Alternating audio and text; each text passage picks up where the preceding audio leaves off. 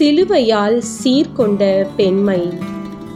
கிறிஸ்துவை அறிந்து கொள்ள நற்செய்தியை புரட்டும் போது அன்று அவருடன் வாழ்ந்த பெண்கள் மிக எளிமையாக இயேசுவை அணுகியதை வாசிக்கின்றோம். அர்த்தமுள்ள பல புதுமைகள் பெண்களை மையமாக கொண்டு நிறைவேறியுள்ளன. கிறிஸ்துவின் காலத்தில் பெண்கள் சுதந்திரமில்லாதவர்கள், ஆண்களின் ஆதிக்கத்திற்கு உட்பட்டவர்கள் இருந்தும் இவர்களே இயேசுவை அதிகம் பயன்படுத்தி உள்ளார்கள். இதில் வரும் 13 நிலைகளில் அத்தகைய பெண்களை சார்ந்த நிகழ்வுகள் தியானிக்கப்பட்டுள்ளன. இந்த 21ஆம் நூற்றாண்டு பெண்கள் சுதந்திரமும் சுய சிந்தனைகளும் சமுதாய ஆளுமையும் உள்ளவர்கள். அப்படி இருக்க இந்த இயேசுவின் அருகாமை எந்த அளவிற்கு இவர்களில் உள்ளது?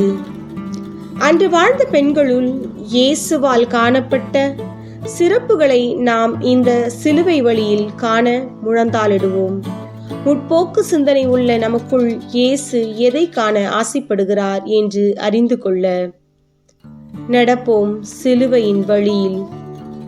நம்முடன் இன்று கிறிஸ்துவிற்காக இந்த தமிழக கத்தோலிக்க திருச்சபையில் தங்களை முழுமையாக அர்ப்பணித்த தமிழக துறவற சகோதரிகளுக்கும் இந்த சிந்தனை தொகுப்பு சமர்ப்பணம். ஆலிகளை சுமத்தினீரே, பாவிகள் ஒன்று சேர்ந்து சிலுவை சாவினையே சுமத்தி இகழ்ந்தனரே, அன்று சுமத்தி இகழ்ந்தனரே. மனம் வருந்தி நீ வருவாயா, மனம் திருந்தி நீ வருவாயா.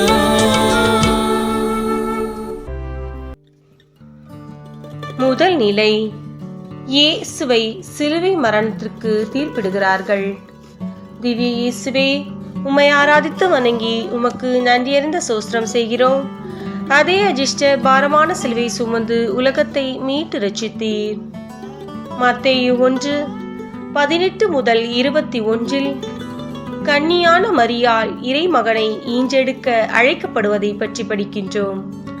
ஆம், இங்கு ஒரு கன்னியானவள் மகப்பேற்றை அடைய அழைக்கப்படுகிறாள்.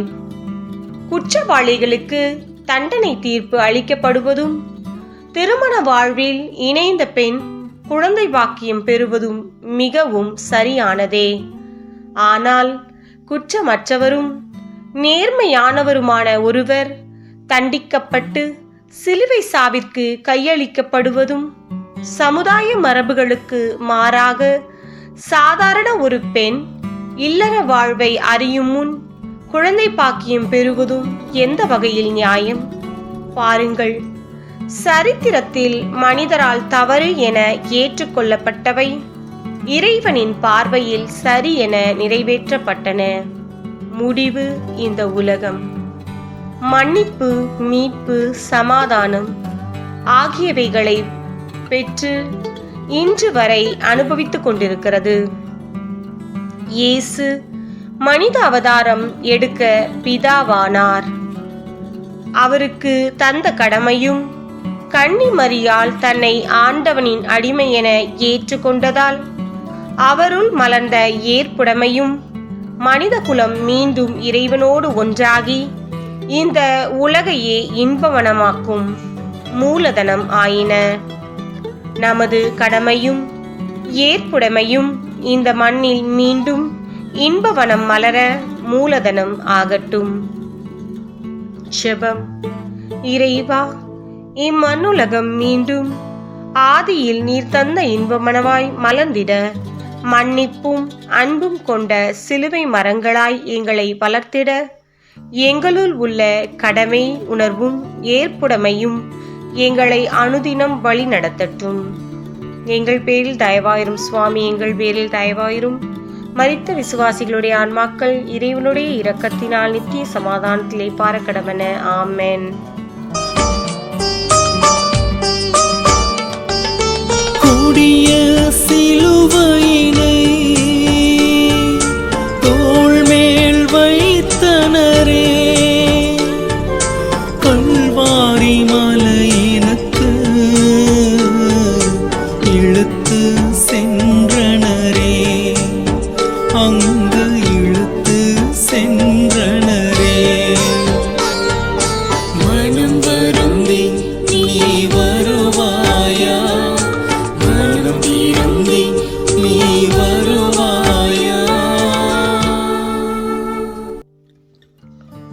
இரண்டாம் நிலை, இயேசுவின் தோள் மீது பாரச்சிலுவையை சுமத்துகிறார்கள். திவ்ய இயேசுவே, உம்மை ஆராதித்து வணங்கி உமக்கு நன்றி இருந்த சோஸ்திரம் செய்கிறோம். அதே அஜிஷ்ட பாரமான சிலுவை சுமந்து உலகத்தை மீட்டு ரட்சித்தீர். தன்னால் தனியாக சுமக்க இயலாத பாரச்சிலுவையை இயேசு தனியே தாமே சுமந்து கொண்டு எபிரேய மொழியில் கொல்கத்தா எனப்படும் இடத்திற்கு சென்றார். லூக்கா 1:36 கப்ரியேல் தூதர் மரியாளிடம், இதோ முதிர்ந்த வயதில் உறவினரான எலிசபெத்தும் ஒரு மகனை கருத்தரித்திருக்கிறாள். மலடி எனப்படும் அவருக்கு இது 6ஆம் மாதம் என்று கூறினார்.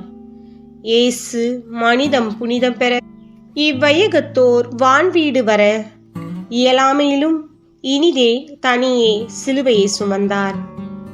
மீட்பரை இவ்வுலகம் அடையாளம் கண்டுகொள்ள முதிர்ந்த தள்ளாத வயதில் எலிசபெத் அம்மாள் குழந்தையை சுமந்தாள்.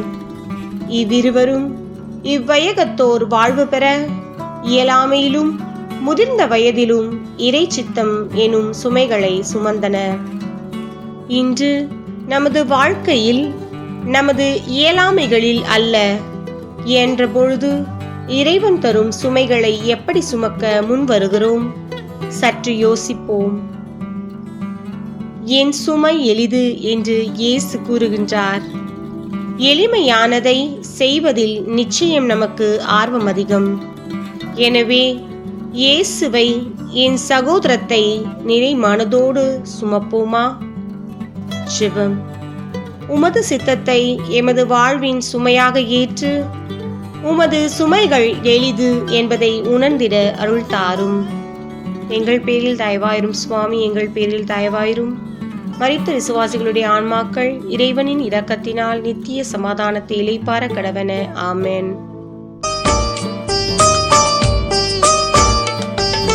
கொடிய சிலுவையினை தோள் மேல் வைத்தனரே, கல்வாரி மலையினுக்கு இழுத்து சென்றனரே, அங்கு இழுத்து சென்றனரே. மனம் வருந்தி நீ வருவாயா, மனம் திருந்தி நீ வருவாயா. மூன்றாம் நிலை, இயேசு சிலுவையின் பாரத்தால் முதல் முறை கீழே விழுகிறார். திவ்ய இயேசுவே, உம்மை ஆராதித்து வணங்கி உமக்கு நன்றியறிந்த சோஸ்திரம் செய்கிறோம். அதே அஜிஷ்ட பாரமான சிலுவை சுமந்து உலகத்தை மீட்டு ரட்சித்தீர். நமது வாழ்வில் வார்த்தையான இயேசுவின் மொழிகளை கேளாவிடில் முதல் ஏவாள் போல் நாமும் இன்ப வனத்தில் இருந்து வெளியே செல்ல வேண்டியவர்களாவோம். லூக்கா 10:39-42 மார்த்தாலோ பல வகையாய் பணிவிடை புரிவதில் பரபரப்பாய் இருந்தாள் என்றும், ஆனால் அவருடைய சகோதரி மரியாள் ஆண்டவருடைய காலடியில் அமர்ந்து அவருடைய வார்த்தைகளை கேட்டுக்கொண்டிருந்தார் என்றும் கூறப்படுகிறது. இயேசு நம் மத்தியில் வாழ்கின்ற தேவனாக இருக்கின்றார். இது நம்முடைய விசுவாச உண்மை. அப்படி இருக்க நாம் மார்த்தாளாகவா அல்லது மரியாளாகவா இயேசுவோடு இணைந்திருக்கிறோம்? அநேக வேளைகளில் நமது வாழ்வு நாம் ஈடுபடும் இறை வழிபாடு சார்ந்த பல காரியங்களில், ஏன் இந்த சிலுவை பாடு தியானங்களில் கூட மார்த்தாளை போல் பல காரியங்களில் கவனம் கொண்டுள்ளோமா? அல்லது மேற்குறிப்பிட்ட எல்லா வழிபாடு சார்ந்த செயல்களின் மையமான உயிரான இறைவனின் இயேசுவின் வார்த்தைகளில் கவனம் கொண்டுள்ளோமா? இயேசு அவரது வார்த்தைகளை கேட்ட மரியாள் நல்ல பங்கை தேர்ந்து கொண்டாள் என்றும், மேலும் அது அவளிடமிருந்து எடுக்கப்படாது என்றும் கூறினார். முதல் ஏவாள் இறை வார்த்தையை கேளாததால் இன்பவனத்தில் தன் தனி வாழ்வில் கீழே விழுந்தாள். இரண்டாம் ஏவாள் அன்னை மரியாள் இறை வார்த்தையை கேட்டதால் உலகிற்கு மீட்பை தந்தாள். இயேசு கூறுகிறார், கேட்க செவியுள்ளோர் கேட்கட்டும் என்று. ஜெபம். வாழ்வு தரும் வார்த்தையாம் என் இயேசுவே, நல்ல பங்கை நாங்கள் தேர்ந்தெடுக்க உமது காலடியில் அமர்ந்திடவும், அந்த வார்த்தைகள் நாங்கள் இடறல் பட்டு கீழே விழாமல் இருக்க ஊன்றுகோலாய் உதவட்டும். எங்கள் பேரில் தயவாயிரும் சுவாமி, எங்கள் பேரில் தயவாயிரும். மரித்த விசுவாசி ஆன்மாக்கள் இறைவனுடைய இரக்கத்தினால் நித்திய சமாதானத்தை இளைப்பார கடவன. ஆமென். கூடிய சிலுவையினை தோள் மேல் வைத்தனரே, கல்வாரி மலையினுக்கு இழுத்து சென்றனரே, அங்கு இழுத்து சென்றனரே. மனம் வருந்தி நீ வருவாயா, மனம் திருந்தி நீ வருவாயா. நான்காம் நிலை. தாய் மரியாள் இயேசுவை கல்வாரி பாதையில் சந்திக்கின்றார். திவ்ய இயேசுவே, உம்மை ஆராதித்து வணங்கி உமக்கு நன்றியர்ந்த சோஸ்திரம் செய்கிறோம். அதே அஜிஷ்ட பாரமான சிலுவை சுமந்து உலகத்தை மீட்டு ரட்சித்தீர். எந்த ஒரு தாயும் தனது மகனை காணக்கூடாத ஓர் அகோர நிலையில் கல்வாரியின் பாதையில் இயேசுவை காண்கின்றார்.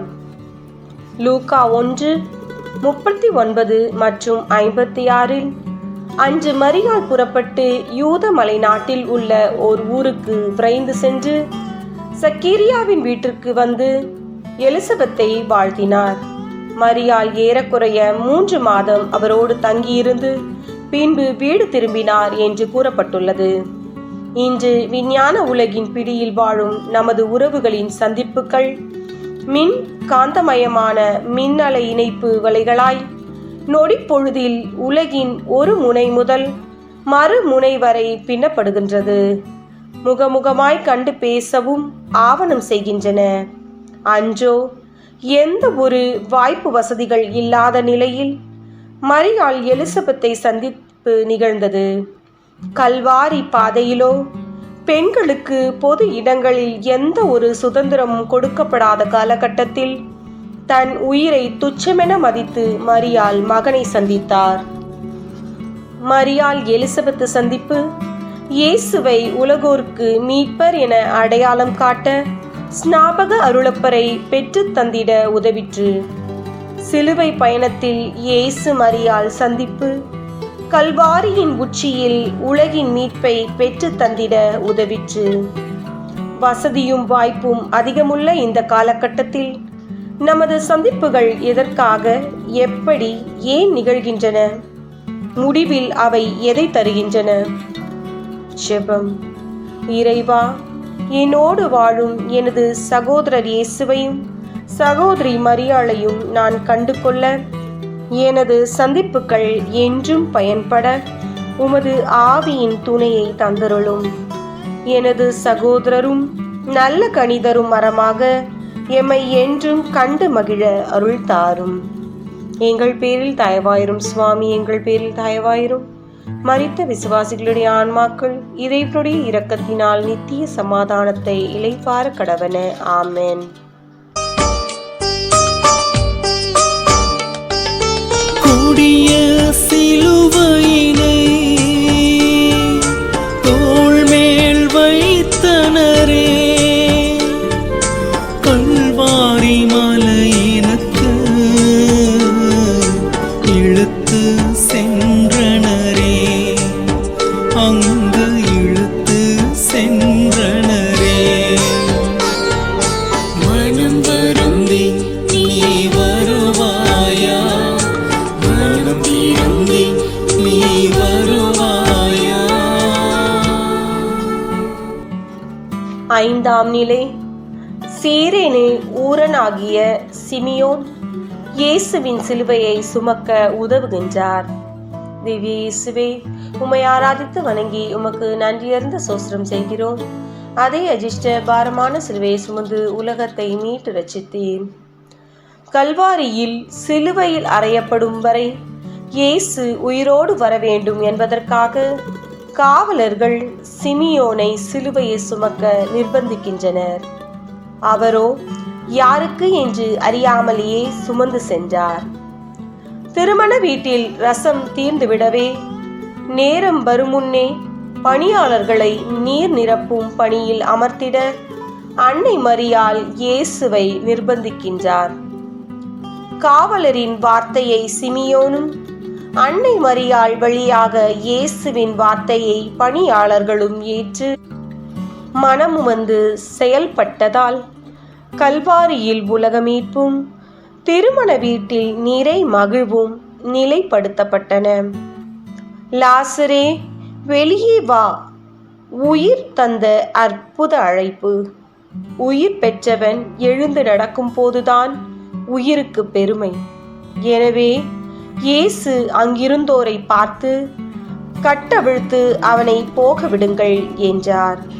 குகை மூடிய கல்லை நகர்த்துவது தனி மனிதனுக்கு சிரமமானதுதான். மாறாக கட்டுக்களை அவிழ்க்க 2 கரங்கள் போதுமே.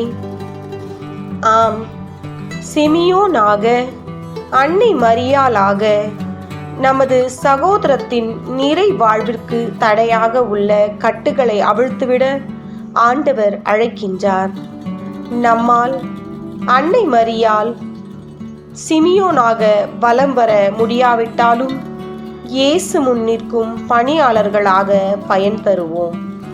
ஏனெனில் ஒவ்வொரு சகோதரரும் வானக வாழ்விற்கு உரிமை உள்ளோரே. ஜெபம். இறைவா, இன்றைய சமுதாய அமைப்பு முறைகளில் எங்களால் சுமைகளை சுமக்க இயலாவிட்டாலும் அச்சுமைகளால் நடை பாதிக்கப்பட்டோரின் கட்டுகளை அவிழ்த்துவிட எமது கரங்கள் நீளட்டும். உமது ஆவியின் கொடையால் நிரப்பியருளும். ஆமென். எங்கள் பேரில் தயவாயிரும் சுவாமி, எங்கள் பேரில் தயவாயிரும். மரித்த விசுவாசிய ஆன்மாக்கள் இறைவனுடைய இரக்கத்தினால் நித்திய சமாதானத்தை இளைப்பார கடவன. ஆமென்.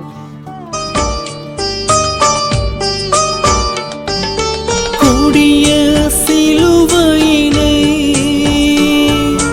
தோள் மேல் வைத்தனரே, கல்வாரி மலையினுக்கு இழுத்து சென்றனரே, அங்கு இழுத்து சென்றனரே. மனம் வருந்தி நீ வருவாயா, மனம் திருந்தி நீ வருவாயா. 6ஆம் நிலை. வெரோனிக்காள் என்ற பெண் இயேசுவின் திருமுகத்தை துடைக்கிறாள். திவ்ய இயேசுவே, உம்மை ஆராதித்து வணங்கி உமக்கு நன்றியர்ந்த சோஸ்திரம் செய்கிறோம். அதே அஜிஷ்ட பாரமான சிலுவை சுமந்து உலகத்தை மீட்டு ரட்சித்தீர். வெரோனிக்காளை பற்றி விவிலியம் கூறவில்லை. புனித மரபால் அவரது செயல், அதன் பயனை இன்று நாம் நினைவு கூறுகிறோம். கல்வாரி பாதையில் அவருடைய செயல் இயேசுவிற்கு கிடைத்த ஒரு சிறு ஆறுதல். ஆனால் இன்று உலகம் அதன் பலனாக ஆண்டவரின் அழகு முகத்தை கண்டு மகிழ்ந்து ஆராதிக்கின்றது. மார்க் 5:25 முதல் 34 உள்ள நிகழ்வுகள் 12 ஆண்டுகள் பெரும் பாடுள்ள பெண் இயேசுவின் ஆடையை தொட்ட மாத்திரத்தில் குணம் பெற்றதை கூறுகின்றது. யூத சமுதாயத்தில் பெண்களின் சுதந்திரம் இல்லாத நிலையில் பெரும் கூட்டத்தின் மத்தியில் இயேசுவின் பின் சென்று அவருடைய ஆடையை தொட்டாலே குணம் பெறுவேன் என்று விசுவசித்ததோடு நில்லாமல் செயலில் சென்று தொட்டு குணம் பெற்றாள்.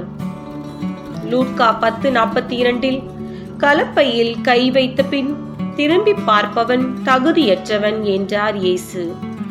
எண்ணி துணிக கர்மம் என்று வள்ளுவமும் கூறுகின்றது. திருமுழுக்கு முதல் இன்று வரை பெரும் பாடுகள் பலப்பட்டும் இயேசுவை நம்மால் தொட முடிந்ததா?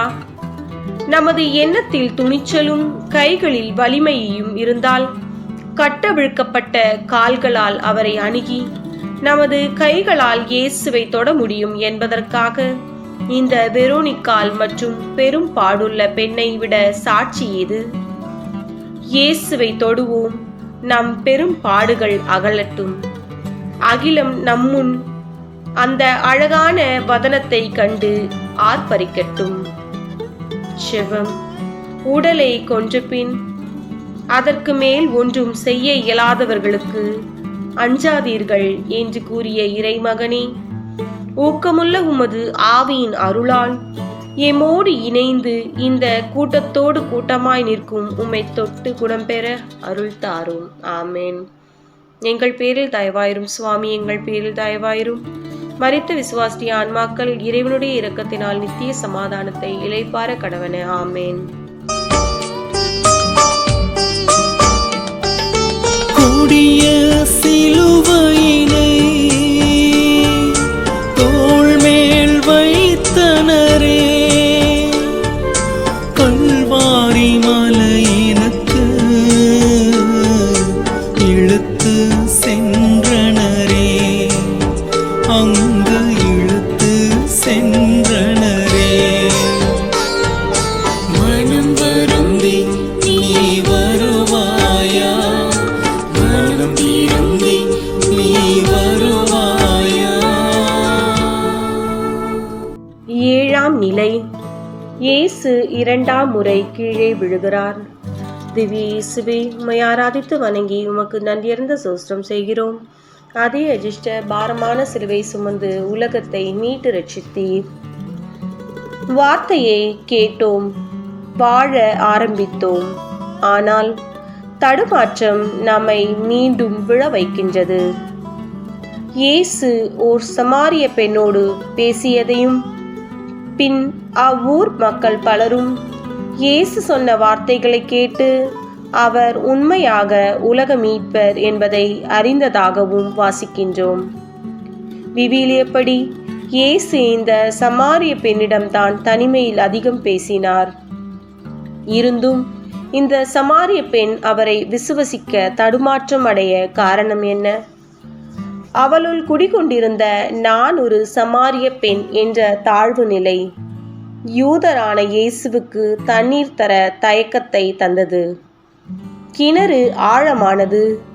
அவரிடம் பாத்திரம் ஒன்றுமில்லை. பருகுவதற்கு ஜீவநீர் தருவேன் என்றாரே, இவர் என்ன நம் தந்தை யாக்கோபை விட பெரியவரோ என்று இயேசுவை பற்றி வியப்படைந்தது. தனது அந்தரங்க வாழ்வை அப்பட்டமாக கூறியதை கேட்ட அப்பெண், இவர் என்ன மெசியாவோ என்று சந்தேகப்பட்டது. இந்த சமாரிய பெண்ணை அவளுள் இருந்த தாழ்வு நிலை, வியப்பு, சந்தேகம் இயேசுவின் வார்த்தைகளை நம்ப விடாமல் தடுமாற வைத்தன. இவள் சமாரிய பெண் என்பது எப்படி உண்மையோ அதுபோலவே இவள் இறைவனின் பிள்ளை என்பதும் உண்மை. தந்தை திரும்பி வந்த ஊதாரி மைந்தனை பாவி என்று ஒதுக்கவில்லை. அதேபோல் அவனும் தந்தையிடம் பேரன்பை நினைத்து வியப்படையாமல் மகன் என்ற உறவில் அவரை காண விரைந்தான். எனவே லூக்கா 15:17 படி ஊதாரி மைந்தனைப் போல் நாம் வீழ்ந்தாலும் எழுந்து தந்தையிடம் செல்வோம். செபம். உம்மை அண்டி வர என்னுள் தாழ்வு நிலை, வியப்பு, சந்தேகம் ஆகிய தடை கற்கள் இருந்தாலும் உமது வார்த்தையை கேட்டு நீரே எனது மீட்பர் என்பதை ஏற்று அனுபவித்திட அருள் தாரும். எங்கள் பேரில் தயவாயிரும் சுவாமி, எங்கள் பேரில் தயவாயிரும். மரித்த விசுவாசிய ஆன்மாக்கள் இறைவனுடைய இரக்கத்தினால் நித்திய சமாதானத்திலே பார கடவன. ஆமென். கொடிய சிலுவையினை தோள் மேல் வைத்தனரே, கல்வாரி மலையினுக்கு இழுத்து சென்றனரே, அங்கு இழுத்து சென்றனரே. மனம் வருந்தி நீ வருவாயா, மனம் திருந்தி நீ வருவாயா. எட்டாம் நிலை. தன் பின்னி அழுது கொண்டு வந்த யூத பெண்களுக்கு ஆறுதல் கூறுகிறார். திவ்ய இயேசுவே, உம்மை ஆராதித்து வணங்கி உமக்கு நன்றியர்ந்த சோஸ்திரம் செய்கிறோம். அதுவே அஜிஷ்ட பாரமான சிலுவை சுமந்து உலகத்தை மீட்டு ரட்சித்தீர். இயேசு தனது மரண வாயிலை நெருங்கும் போது, எருசலேம் நகர மகளிரே, எனக்காக அழாதீர்கள் என்று கூறியதாக லூக்கா நற்செய்தியில் வாசிக்கின்றோம்.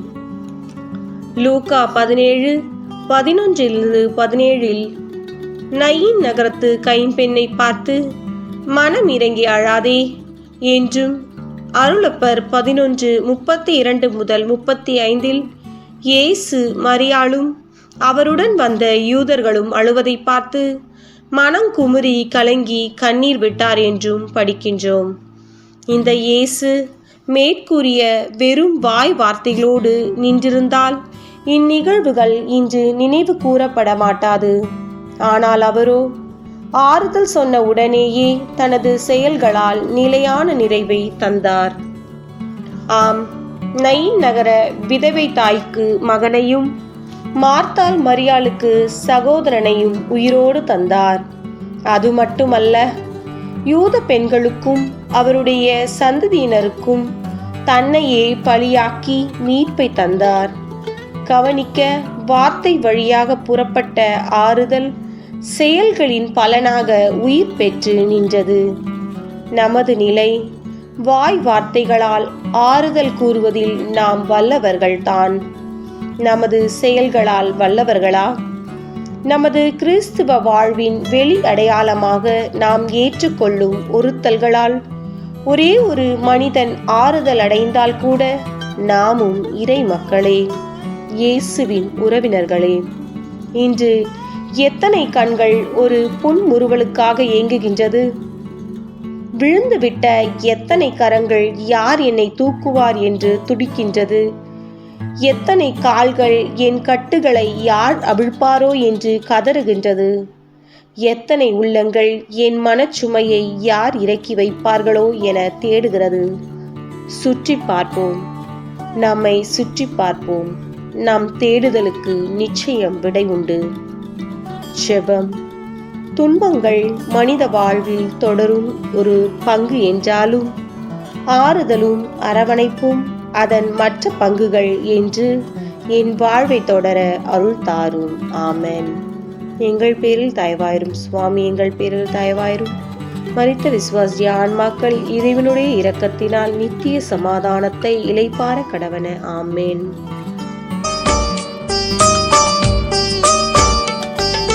கூடிய சிலுவையினை தோள் மேல் வைத்தனரே, கல்வாரி மலையினுக்கு இழுத்து சென்றனரே, அங்கு இழுத்து சென்றனரே. மனம் வருந்தி நீ வருவாயா, மனம் திருந்தி நீ வருவாயா. 9ஆம் நிலை. சிலுவையின் பாரத்தால் இயேசு 3ஆம் முறை கீழே விழுகிறார். திவ்ய இயேசுவே, உம்மை ஆராதித்து வணங்கி உமக்கு நன்றியர்ந்த சோஸ்திரம் செய்கிறோம். அதுவே அஜிஷ்ட பாரமான சிலுவை சுமந்து உலகத்தை மீட்டு ரட்சித்தீர். ஆவி ஊக்கமுள்ளது தான், ஆனால் ஊன் உடலோ வலுவற்றது. எனவே சோதனைக்கு உட்படாதபடி விழித்திருந்து ஜெபியுங்கள் என்றார் இயேசு. காலை, மாலை, இரவு என 3 பொழுது முடியும் பொழுது நாள் முடிகிறது. 3 வேளை உணவு மனிதனின் முழு ஆகாரம் ஆகின்றது. திருமாங்கல்யத்தில் இடப்படும் 3 முடிச்சு குடும்ப வாழ்வின் ஆரம்பம் ஆகின்றது.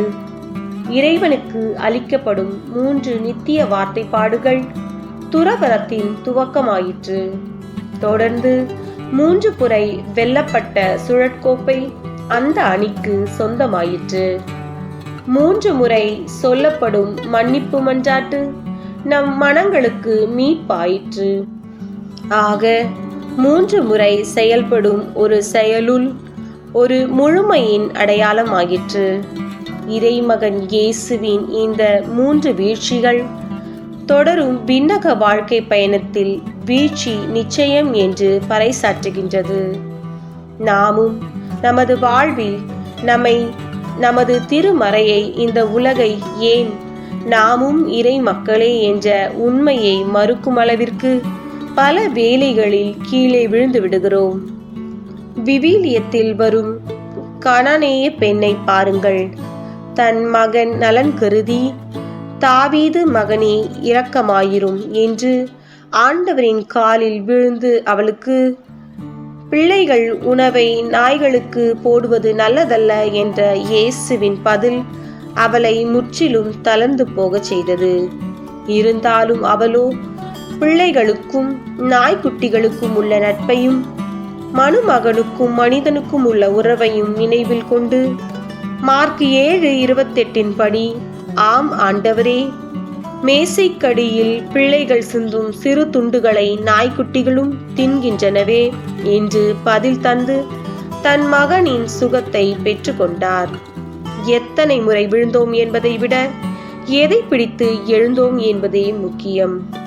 இவரே என் அன்பார்ந்த மகன் என்ற தந்தையின் வாக்கு இயேசுவை எழுந்து நடக்கச் செய்தது.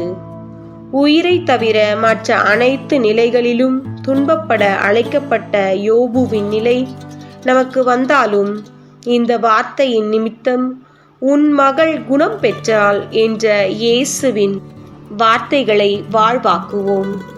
குணம் பெறுவோம். எழுந்து நடந்திட முயற்சி செய்வோம். ஜெபம். எத்தனை முறை வீழ்ந்தோம் என்பதை விட எதை பிடித்து எழுந்தோம் என்பதே முக்கியம் என்பதை ஏற்றுக்கொள்கிறேன். கானானிய பெண்ணின் எழுச்சி எங்கள் நம்பிக்கையை உமது வார்த்தை வழியில் பலப்படுத்தி பயன்பெற செய்திடட்டும். ஆமென். எங்கள் பேரில் தயவாயிரும் சுவாமி, எங்கள் பேரில் தயவாயிரும். மரித்த விசுவாசி ஆன்மாக்கள் இறைவனுடைய இரக்கத்தினால் நித்திய சமாதானத்தை இளைப்பார கடவன. ஆமென். கொடிய சிலுவையினை தோள் மேல் வைத்தனரே, கல்வாரி மலையினுக்கு இழுத்து சென்றனரே, அங்கு இழுத்து சென்றனரே. மனம் வருந்தி நீ வருவாயா, மனம் திருந்தி நீ வருவாயா. 10ஆம் நிலை. இயேசுவின் ஆடையை உரிக்கிறார்கள். தேவி இயேசுவே, உம்மை ஆராதித்து வணங்கி உமக்கு நன்றியர்ந்த சோஸ்திரம் செய்கிறோம். அதுவே அஜிஷ்ட பாரமான சிலுவை சுமந்து உலகத்தை மீட்டு ரட்சித்தீர். தாபோர் மலை மீது மறு உருவம் பெற்று ஒளியாக காட்சி தந்த இயேசு கல்வாரியில் பிறந்த மேனியாக நிறுத்தப்படுகிறார். நிர்வாணம் எப்போது உணரப்படுகிறது? நாம் பார்க்கும் போது. இயேசு கூறுகிறார், உன் கண்ணே உன் உடலுக்கு விளக்கு என்று.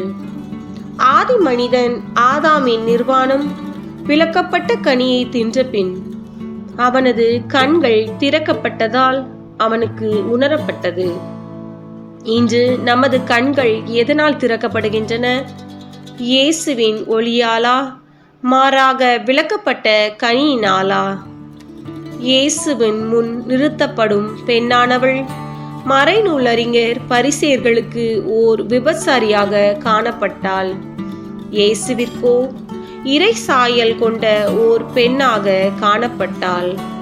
எனவே இனி பாவம் செய்யாதே போ என்ற ஒரே வாக்கியத்தில் அவளை அனுப்பினார். இறைவனால் படைக்கப்பட்ட மனிதர்க்குள் என்று சாத்தானின் உறவு கலக்கப்படுகின்றதோ அந்த நிமிடமே அவனது படைப்பின் தனித்துவம் ஆடை களையப்படுகிறது. முடிவு, அவன் தன்னை படைத்தவன் முன் நிர்வாணியாகிறான். இன்று நாம் வாழும் சமுதாயத்தில் நாம் கைகோர்த்துள்ள அவலங்களை பாருங்கள். தனித்துவம் இல்லாத குடும்ப அமைப்புகள், சமுதாய நிர்வாகங்கள், அதிகார வர்க்கம், மருத்துவத்துறை, நீதித்துறை என எங்கு பார்த்தாலும் கலப்படம் மலிந்து கிடக்கின்றது. மனித குல நல்வாழ்விற்காக இறைவனால் தரப்பட்ட இந்த மதிப்பீடுகள் அனைத்தும் நமது தேவைகளுக்காக கலப்படத்தால் நிர்வாணம் ஆக்கப்பட்டுள்ளது. நமது தேவைகள் விலக்கப்பட்ட கனியாகி நமக்கு உணவுமாகி இந்த அவலங்களை ஏற்றுக்கொள்ள செய்கிறது. வாருங்கள், இயேசுவின் நிர்வாணத்தை பார்த்து வேதனையுறும் நாம் நம்மை அறியாமலேயே நமது தேவைகளின் அவலங்களால் எப்படி இறைவன் முன் அந்த ஆதாமை போல் நிர்வாணமாகி நிற்கிறோம் என்பதை சிந்திப்போம். ஜெபம். வாழ்வின் எந்த நிலையிலும் தந்தை மகன் உறவால் நாங்கள் அணிந்து கொண்ட ஆடையை சாத்தான் நான் என்ற கலப்படத்தால் கலைந்து நிர்வாணியாகாமல் இருக்க உலகின் ஒளியான இயேசுவே, வார்த்தையின் வல்லமே தாரும். எங்கள் பேரில் தயவாயிரும் சுவாமி, எங்கள் பேரில் தயவாயிரும். மரித்த விசுவாசிய ஆன்மாக்கள் இறைவனுடைய இரக்கத்தினால் நித்திய சமாதானத்தை இளைப்பார கடவன. ஆமென்.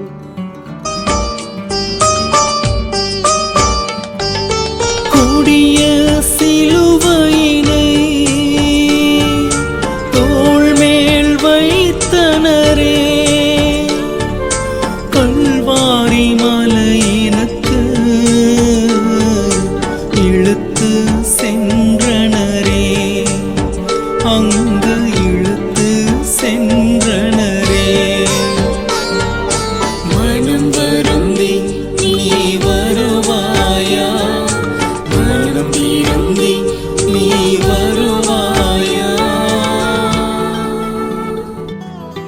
11ஆம் நிலை. சேவகர்கள் 3 ஆணிகளால் இயேசுவை மர சிலுவையில் இணைத்தனர். திவ்ய இயேசுவே, உம்மை ஆராதித்து வணங்கி உமக்கு நன்றியர்ந்த சோஸ்திரம் செய்கிறோம். அதே அஜிஷ்ட பாரமான சிலுவையை சுமந்து உலகத்தை மீட்டு ரட்சித்தீர். மரச்சிலுவை 3 ஆணிகளின் துணையோடு இயேசுவிற்கு பின்புறமாக அவரோடு பிரிக்க முடியாத நிலையில் இணைந்தது. இந்நாள் வரை யாரும் பார்க்க விரும்பாத அந்த மரச்சிலுவையை ஓர் அடிமை தலைவனை தாங்குவது போல் இயேசுவை தன்னுள் தாங்கியதால் உலகோர் பார்வையில் மீட்பின் அடையாளமாக, வெற்றியின் சின்னமாக நிலை நின்றது.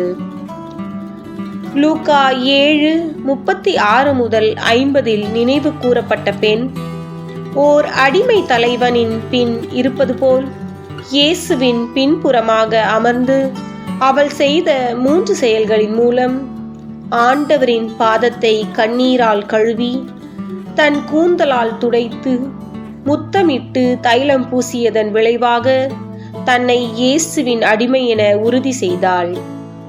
யூத வழக்கப்படி தலைவன் வீட்டிற்குள் வரும்போது அவனது பாதத்தை கழுவி துடைத்து முத்தமிட்டு வரவேற்க வேண்டியது அடிமையின் கடமை. இந்த அடிமையின் செயலால் நிறைவு பெற்ற இயேசு அவளை பார்த்து, உன் விசுவாசம் உன்னை மீட்டது, சமாதானமாய் போ என்று சொன்னார்.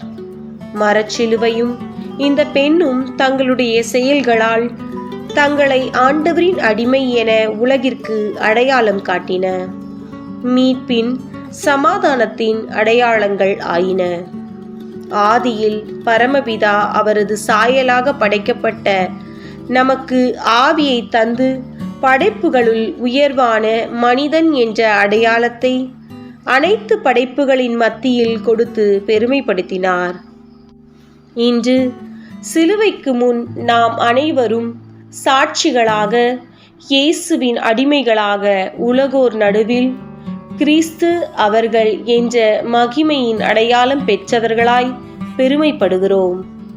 நாமும் உலகம் நமக்கு தந்துள்ள கிறிஸ்தவர்கள் என்ற அடையாளத்தை நமது வாழ்க்கையில் முன்னிலைப்படுத்தி நமது சிலுவையை நாமே சுமந்து கொண்டு இயேசுவை தாங்கும் அடிமைகளாய் வாழும்போது படைப்பினுள் பெருமை உள்ள மனிதனாகவும், இயேசுவை தாங்கும் சிலுவையாகவும், அன்பின் அடிமையாகவும் நிற்கிறோம். ஏனெனில் இதோ ஆண்டவரின் அடிமை என தாய் மரியாள் கூறினால் உலகம் மீட்பை கண்டது. ஜெபம். ஏசப்பா, எனது சொல், செயல், சிந்தனைகளால் 3 ஆணிகளால் உம்மை தாங்கும் அடிமைகளாய் இந்த உலகம் எங்களை கண்டு மகிழ நீர் எமக்குள் ஈந்த உயிர் மூச்சு எமக்கு வாழ்வு தரட்டும். எங்கள் பேரில் தயவாயிரும் சுவாமி, எங்கள் பேரில் தயவாயிரும். மரித்த விசுவாசிய ஆன்மாக்கள் இறைவனுடைய இரக்கத்தினால் நித்திய சமாதானத்தை இளைப்பார கடவன. ஆமென்.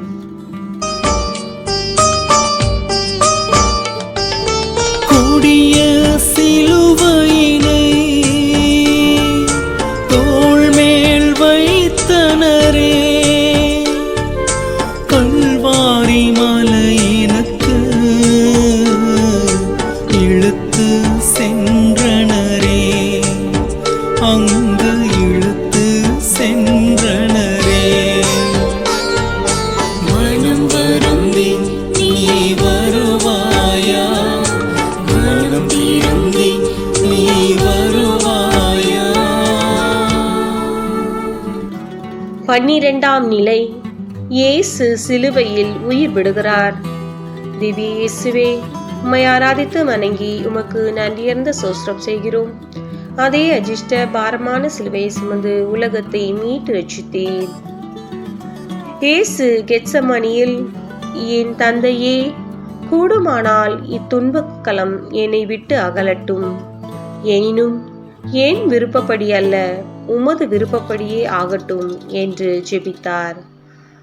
தன்னையே மறுத்து தன் சிலுவையை சுமந்து கொண்டு என்னை பின் செல்லட்டும் என்று கூறியவர், கல்வாரியின் உச்சியில் தன்னையே மறுத்து தந்தையை எப்படி பின் செல்ல வேண்டும் என்பதை உரக்க கூவி, தந்தையே, உமது கரங்களில் என் ஆவியை ஒப்படைக்கின்றேன் என்று கூறிய பின் தலையை சாய்த்து உயிரை விட்டதை முன் மாதிரியாக நமக்கு காட்டியதை இப்போது நினைவு கூறுகிறோம்.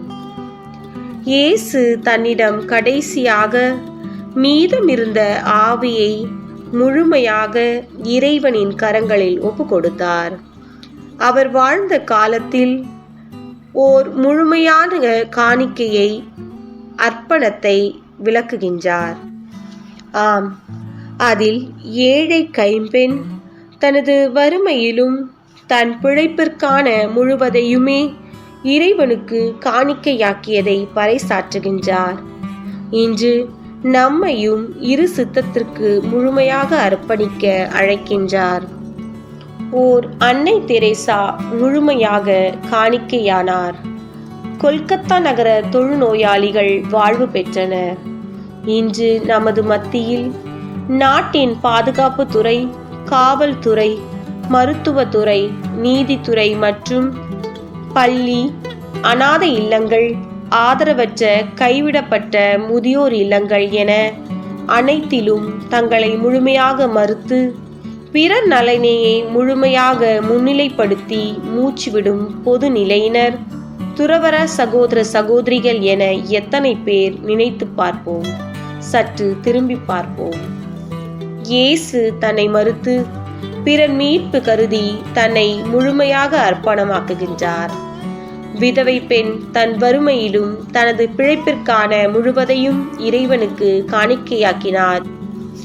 இன்றும் சராசரி மனிதனிடமிருந்து அவங்க நல்லா இருக்கணும்னா நான் இப்படித்தான் இருக்கணும் என்ற வார்த்தைகள் நமது காதுகளில் எத்தனை முறை ஒலிக்கிறது? மறுக்க முடியுமா? என்றாவது ஓர் இயேசுவாக, காணிக்கை தரும் விதவை பெண்ணாக, தன்னை அர்ப்பணித்த அன்னை தெரேசாவாக, குறைந்தபட்சம் அவங்க நல்லா இருக்கணும் என நினைக்கும் சராசரி மனிதனாக முயற்சித்திருக்கிறோமா? இனி முயற்சிப்போம். கெத்செமனியில் சராசரி மனிதனாக இயேசு ஜெபித்ததை கேட்டோம். பிலாத்து மக்களை பார்த்து, பாருங்கள், இதோ மனிதன் என்று இயேசுவை காட்டினார். இன்று நம்மையும் பார்ப்பவர்கள் பிலாத்துவை போல் இவர்கள் மனிதர்கள் என்று கூறட்டும். ஜெபம். எங்களுக்கு தீமை செய்பவரை நாங்கள் பொறுப்பது போல எங்களையும் பொறுத்தருளும். இறைவா, மாற்றம் ஒன்றே மாறாதது, எனவே எங்களையும் மனிதர்களாக மாற்றும் ஐயா. ஆமென். எங்கள் பேரில் தயவாயிரும் சுவாமி, எங்கள் பேரில் தயவாயிரும். மரித்த விசுவாசிய ஆன்மாக்கள் இறைவனது இரக்கத்தினால் நித்திய சமாதானத்தில் இளைப்பாற கடவன. ஆமென். கொடிய சிலுவையினை தோள் மேல் வைத்தனரே, கல்வாரி மலையினுக்கு இழுத்து சென்றனரே, அங்கு இழுத்து சென்றனரே. மனம் வருந்தி நீ வருவாயா, மனம் திருந்தி நீ வருவாயா. 13ஆம் நிலை. அன்னையின் மடியில் இயேசுவை வளர்த்துகிறார்கள். திவ்ய இயேசுவே, உம்மை ஆராதித்து வணங்கி உமக்கு நன்றியர்ந்த சோஸ்திரம் செய்கிறோம். அதுவே ஜிஷ்ட பாரமான சிலுவை சுமந்து உலகத்தை மீட்டு ரட்சித்தேன். உமது உள்ளத்தை ஓர் வாள் ஊடுருவும். இதனால் பலருடைய உள்ளங்களில் இருந்து எண்ணங்கள் வெளிப்படும். கல்வாரி உச்சியில் அன்னை மரியின் இந்த நிலை யாருக்கும் வரக்கூடாது. பெற்றெடுத்த பாலகனை 33 வயது கட்டழகனை உயிரற்ற உடலாக அவரது அரவணைப்பில் கேட்க வேண்டிய நிலைமைக்கு ஆளானார். நயின் நகர கைம்பெண்ணிற்கு இதே நிலைதான். ஆனால் இயேசு மனமிறங்கி அவளை பார்த்து அழ வேண்டாம் என்று கூறியதோடு நில்லாமல் மகனை உயிர்த்தெழச் செய்து அந்த அன்னையின் கண்ணீரை போக்கினார். சற்று முன் சிலுவையின் அடியில் அவரது அன்னையை நமது அன்னையாக தாரை வார்த்து கொடுத்தார். நாமும் அவரது பிள்ளைகள் என மார்த்தட்டுகின்றோம். அப்படியாயின் அன்னைக்கு, மரி அன்னைக்கு ஆறுதல் யார் தருவது? ஒரே குழப்பம், கவலை, முடியவில்லையே என்ற ஆதங்கம் தலை தூக்குகின்றது அல்லவா? இதோ மரியாள் கூறுவதை கேளுங்கள். கடவுள் என் அடைக்கலமும் பலமுமாயிருக்கிறார். நெருக்கடி நேரத்தில் மகவை பெற்றெடுக்க இடம் தேடிய போது, அவரை காப்பாற்ற எகிப்துக்கு ஓடிய போதும் எனக்கு உறுதுணை என காட்டியுள்ளார். ஆகவே வையகமே புரண்டாலும் கடல் அலைகள் கொந்தளித்து எழுந்தாலும் எனக்கு அச்சமில்லை. பெத்தலை முதல் கல்வாரி வரை அமைதியுடன் இருந்து அவர் என் கடவுள் என உணர்ந்து கொண்டேன். அன்று அவரில் கொண்ட நம்பிக்கை என்னை அவரது அடிமையாக்கியது. இன்று அவரோடு வாழ்ந்த 33 வருட வாழ்வின் அனுபவம் அமைதிக்கு என்னை அழைத்து சென்றது. வாழ்வின் அனுபவம் உங்களையும் அமைதிக்கு அழைத்து செல்லட்டும். அந்த அமைதி உங்களுக்கு உயிராயிருக்கட்டும். அவன் அப்படி, இவன் இப்படி என்று பரபரப்பு வேண்டாம். மாறாக நீ எப்படி என யோசித்துப்பார். என் நம்பிக்கை, இறைவன் மீது கொண்ட விசுவாசம் என்னை இந்த சூழலில் எப்படி வடிவமைத்துள்ளது என்று பாருங்கள். நீங்கள் கல்வாரியில் நான் பெற்றெடுத்த பிள்ளைகள். எனவே தாயை போல் பிள்ளை என்ற உங்கள் பழமொழிக்காவது சாட்சியாய் வாழுங்கள். தன் பின்னே அழுது கொண்டே வந்த மகளிரை என் மகன் அழ வேண்டாம் என்றார். நீங்களோ அவரது சகோதரர்கள், எனது பிள்ளைகள் கூறுவது போல அமைதியுடன் இருந்து இயேசுவை இறைவன் என்று உணர்ந்து கொள்ளுங்கள். ஜெபம். இறைவா, சங்கீதம் 45 கூறுவது போல் அமைதியுடன் இருந்து எந்த சூழலில் மரி அன்னை போல் என் தேவன் நீரே என்று சான்று பகர்ந்திட அருள் தாரும். ஆமேன். எங்கள் பேரில் தயவாயிரும் சுவாமி, எங்கள் பேரில் தயவாயிரும். மரித்த விசுவாசி ஆன்மாக்கள் இறைவனுடைய இரக்கத்தினால் நித்திய சமாதானத்தை இளைப்பாற கடவன. ஆமேன். கொடிய சிலுவையினை தோள் மேல் வைத்தனரே, கல்வாரி மலையினுக்கு இழுத்து சென்றனரே, அங்கு இழுத்து சென்றனரே. மனம் வருந்தி நீ வருவாயா, மனம்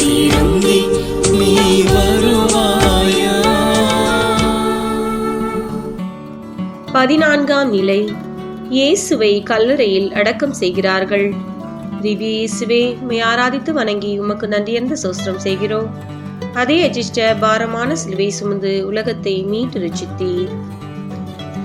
இயேசுவின் சடலத்தை எடுத்து யூதரின் அடக்க முறைப்படி பரிமள பொருட்களுடன் துணிகளில் சுற்றி கட்டினார்கள். ஒரு புது கல்லறை அருகில் இருந்த தோட்டத்தில் இருந்தது. இயேசுவை அதில் வைத்தனர் என்று படிக்கிறோம். கடமையும் ஏற்புடைமையும் நமது வாழ்வில் மூலதனமாகட்டும்.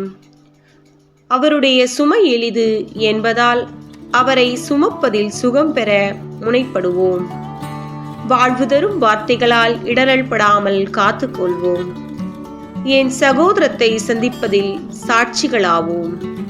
அவருடைய கட்டுகளை அவிழ்த்து விடுவதில் மகிழ்ச்சி அடைவோம். தைரியத்துடன் அவரை தொட்டு அவர் முகத்தை ஆராதித்திட ஆர்வம் கொள்வோம்.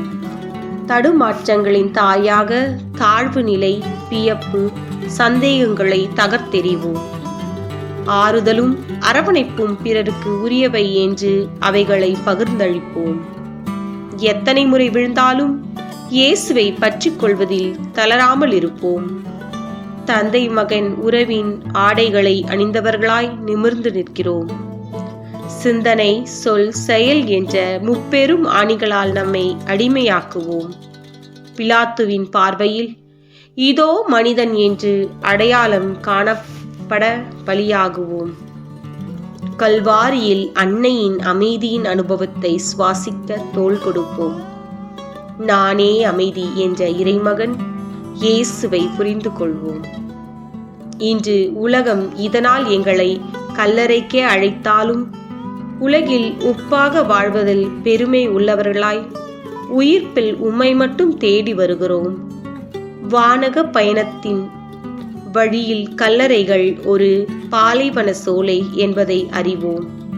3 நாட்களுக்கு பின் உயிர்ப்பை கண்ட நீர் உலக முடிவில் எம்மையும் உயிர்க்க வைப்பீர் என்பதை விசுவசிக்கின்றேன். ஆம், அவர் அனுப்பியவரை விசுவசிப்பதே கடவுளுக்கு ஏற்ற செயல். ஜெபம். பொறுத்தருளும் கர்த்தாவே, பொறுத்தருளும். எங்கள் பேரில் தயவாயிரும் சுவாமி, எங்கள் பேரில் தயவாயிரும். மரித்த விசுவாசி ஆன்மாக்கள் இறைவனுடைய இரக்கத்தினால் நித்திய சமாதானத்தை இளைப்பார கடவன. ஆமென்.